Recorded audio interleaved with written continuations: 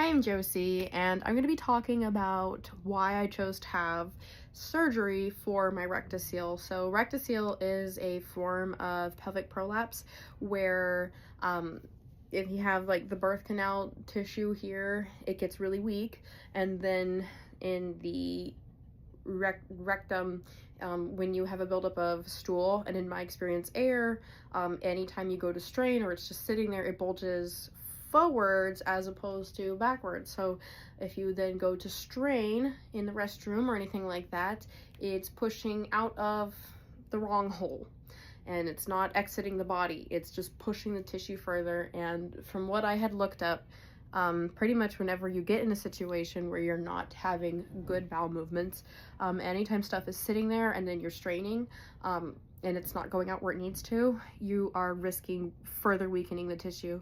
And being as young as I am, having had my 3 kids by the age of 25, I did not want to have decades of my life where I was at risk of that. And so kind of the three main reasons that I decided to go the surgical route as opposed to purely relying on pelvic floor therapy was, one, I have a diastasis, and with how active my life is, and the type of exercises that seem to help with diastasis that I did, they kind of seemed counterproductive. And so that was a consideration of mine, especially because I have aspirations of doing some bodybuilding in time. And then the other two are for traveling, which those first two kind of relate to each other because a lot of them also have to do with not just exercise but diet. And then the third is just straight up how uncomfortable it is. And I mean, I guess we could say the third is the first, but I think the third is the most extreme because the other two play a part in that.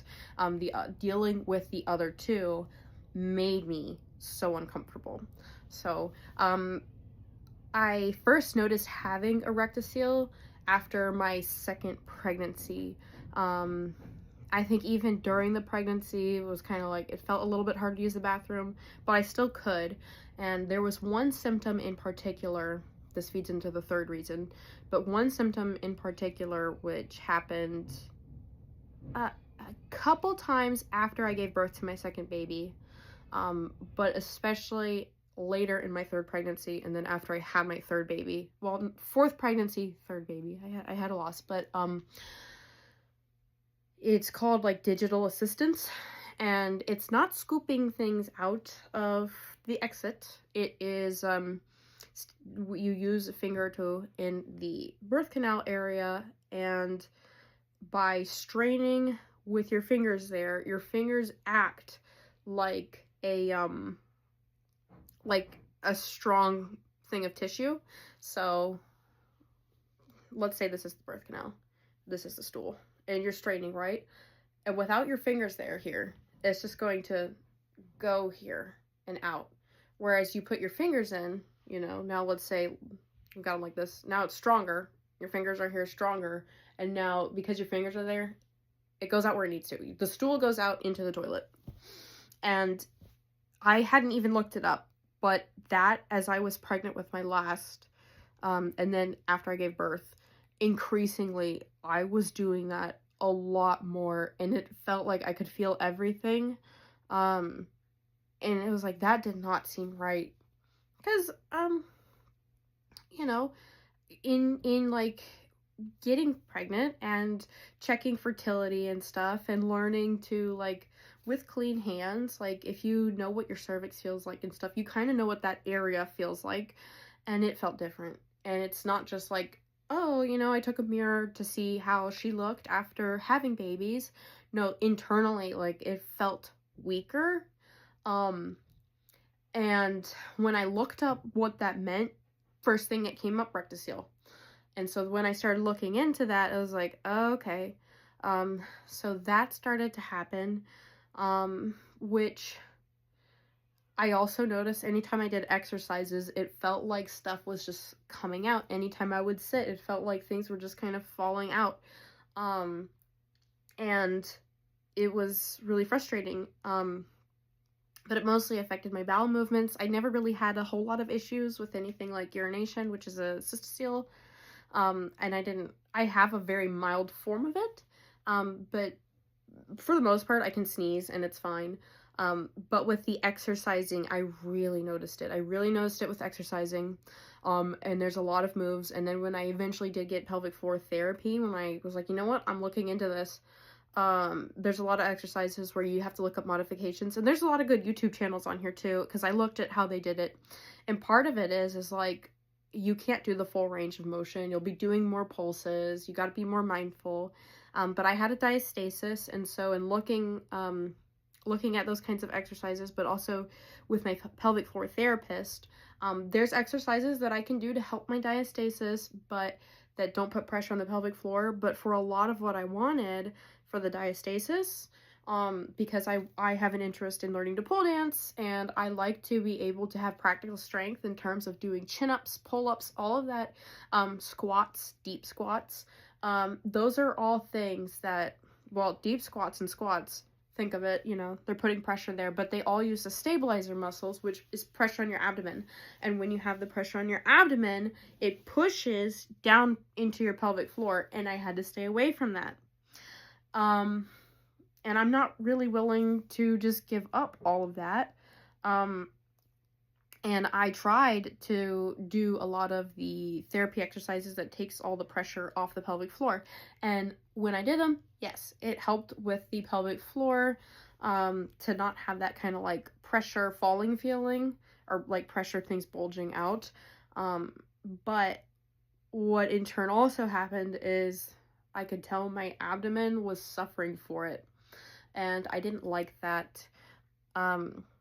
And so then when I was like, you know what, okay, but I do have these other exercises, and then I would also attempt to do things like pull-ups and things where I'm being mindful to hold my muscles together in my abdomen, then I would notice I'd have issues with my pelvic floor again.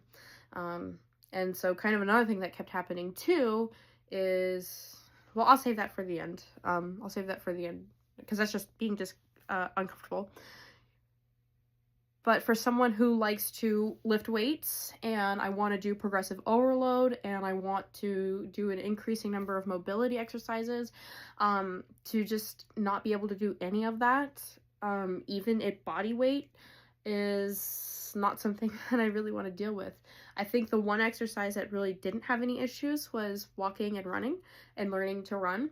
Is as long as I can learn to breathe, that was the one exercise I could do. So if you are not yet into surgery, you know, maybe if you are talking to a pelvic floor therapist and stuff, but you want to stay active, or you need an active outlet, but you're not as picky about weights, I mean, I would really look into running, because that was one that we could work on with building up to me doing it where it wasn't as demanding on my core. And so I started getting into that a little bit, and I was starting to get into running more and pushing myself, and then I had the surgery, so I want to do it now that the weather's getting nice, and run my first 5K, because I never did that. But then the next thing would be traveling. So remember how I said digital assistants, you know, digits like your finger digits? The diet that I needed to have high fiber and having like supplements, was it mycelium, the fiber powder, and you slam it with juice, and if you don't slam it, it basically turns into like an applesauce consistency, but it's like sludge. It's disgusting. So I tried to slam it right away, but the amount of fiber that I needed and water that I needed to stay high, like keep everything lubricated and full, so that things were the right size so they wouldn't get caught, they would come right out, is kind of hard to achieve with traveling. And traveling doesn't just mean being on a plane to go, you know, time zones away. It can be as simple as, you know, a day trip where you're driving for like an hour and you're going to be out the whole day. Also anything where I'm out in the sun or doing a lot of exercise, like with hiking and sweating a lot. Like I can't, one, I'm not eating a whole lot on those trips. And then two, the amount of water I need to drink, even when you drink a lot of water, if you're sweating it all off, it's just not enough. So my lifestyle in being this active, I didn't feel like was conducive to being able to follow the diet that I was given, like diet recommendations to increase fiber to a certain level of grams, to be able to really, uh, what is the term? To be able to mitigate against the issues that I had. And also with hiking and in public bathrooms, if there is an issue there, it's like, what are you gonna do? Because at home, you can wash your hands. Because also relying on things like that to be able to even use the restroom, um, is, even with washing hands, it's always a risk of infection to yourself. And like if you maintain longer nails, it's sometimes not really feasible. And it's embarrassing. But then if you are at an airport, rest area, hiking, no bathroom, like, sure as heck, I wasn't doing any of that there. Like, I'd seen all the issues about finger checks when being pregnant and trying to find out the signs of, like, being fertile or the signs of labor oncoming at the different ends of it.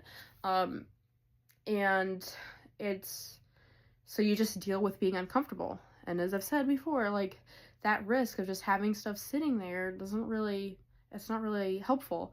And it can be uncomfortable even where just having gas sitting there will still, like, be pressure. And you just kind of feel like you're about to go number 2 on the trip. You feel like you are getting ready to go poop. Not fun. Really not fun. And for it to just keep happening. And this also whenever I would PMS with all the dieting stuff. So I guess that's not traveling, but with PMSing, I know some people will experience a lot of like diarrhea, but I just experience bloat and constipation. And without fail, even if I am eating very clean, light calories, like I think my maintenance is like 18 something, 19 something, around. I would say, ebb and flow there. Like if I'm doing more hiking in a day, I can eat like 2,000 calories, and if I'm just like at home, like 1,800 calories. And even because I keep a food journal to know this, even if I am trying to eat in a deficit, without fail, I gain 3 to 5 pounds, and I lose it all once, like the first 24 hours after Ant Flow starts. But I'm completely constipated, and I can chug several servings of that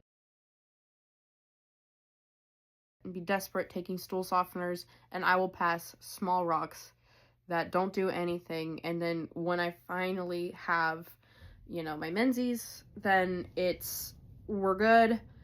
But for that week, it is just extra uncomfortable. And then because of the constipation, not only do I have the bowel cramps, but I've got the uterine cramps, the cramps because of that time of the month, and it's again uncomfortable. So that goes into the third reason of the discomfort. It was not comfortable. It was really not comfortable. And I would be crying, and it would really stink. I'd be going to, I'd have people over, or I'd go to people's houses, and then I felt like I need to go number 2. You have zero control over anything. It's not like that you need to pass gas, and you can go in another room or the restroom and, do it there. Nope, like, or not being able to tell if it's just gas or anything else, and the extra cramping too. And this was the thing I was mentioning earlier. Another thing would be like if I was having issues with straining. So if you look at the Google images, I was never externally as inside out as some of these people that there are images of.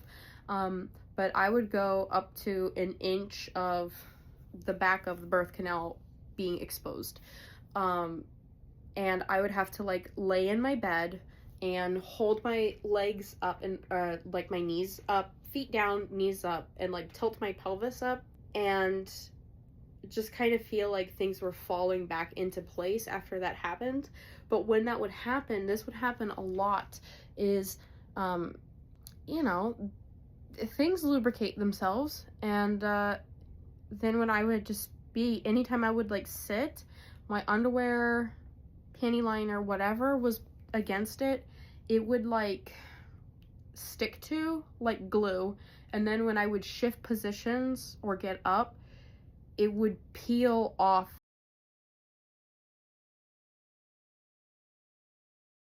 that tissue. And that that was uncomfortable. Um, and yeah, and it's not like with hemorrhoids, like they say take a finger, stick them back in. It's not quite like that. So I couldn't really mitigate that the same way. And I'm not just gonna not wear underwear and leave snail trails around, or just leave snail trails all over things like skirts. But it was very uncomfortable for that. And those are kind of the biggest reasons that I went ahead and I just got surgery, because of the activities I like to do, the exercise, the diastasis, wanting to at least take something off the plate. And actually, I would say, as far as like mitigating the diastasis and the rectocele together, I think by taking care of the rectocele, that I've even just now, 9 weeks after, I feel like my abdomen is so much stronger than it's ever been, even since after my first child. Because after my first child, like, there was some stuff I looked into to the core, but I had my kids pretty soon after. And so now I am like a year and a half, which is the longest I've been without being pregnant, and working on my core and having this finally resolved. And I feel great. And then with the traveling, like, I don't want to keep myself at home, but it's not realistic for any time I travel to just be chugging water to the point where I have to keep using the bathroom. And it's not always a guarantee that even if I'm chugging water and just consuming mass amounts of fiber, like, if I do need to use the bathroom, heaven forbid, on a hiking trail, but I don't have a really good way to clean my hands and stuff, like, that I'm not still in a stinky situation. So that was very much, I don't feel like I have to worry about that anymore. I think the biggest thing is just like when I get constipated, like, also keeping in mind like PMS, is to not strain, because you're still not supposed to just strain, if you can help it. Like, if I feel like straining isn't doing anything, if it's not productive, I still just, don't worry about it. But it's not uncomfortable like it was before. It really isn't. And then usually there is something that I can do, or if I have a salad, like a single salad, or one dose of stool softeners does the trick if I really need to. Whereas before, like, I could take stool softeners, laxatives for like 2 days, and sometimes if I was really constipated, still wouldn't help, and I would still have issues. So it's definitely way better now. And yeah, it's just embarrassing having to deal with certain things. And I don't have to do that at all. I haven't had to do that since when it's some days every single day I might need to do something like the digital assistance thing, and now I don't at all. So that definitely feels good. And the other thing with traveling too is part of mitigating the issue is like use the little stools to help elevate your legs, and you don't have that in public bathrooms, so kind of screwed there. But yeah, I'm very thankful for it. There's only one small thing, and I will do a separate video. I'm just really nervous about doing it, related to intimacy, and I do find in doing my exercises, so I have been doing deadlifts, squats, barbell hip thrust. I've even tried to do walks around the pole, and spins, but not really inverts yet. But in doing my exercises, again, anything where I'm trying to do a deeper squat, even if body weight, or like just crouching down in general. Sumo squats, I do have slight concerns that there is a section of tissue that may have been sutured a little too tight, because it feels like it's ripping apart.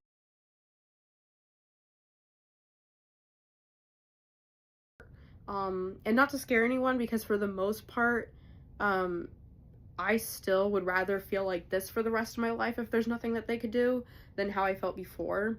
But it's definitely an irritant, and I have found that lidocaine spray, I got some lidocaine spray, it still helps But if I do sumo squats, any kind of deep squats, side lunges, if you picture that kind of movement, or like sinking into the toilet seat because you're sitting there for too long and it's like spreading the cheek tissue, that tissue there, it's not as stretchy. Like where the doctor sutured it, it's not as stretchy, which in one sense, like the scar tissue is really great, but I feel like there's about like a 3 millimeter tiny lip where maybe it was sutured a little too tight.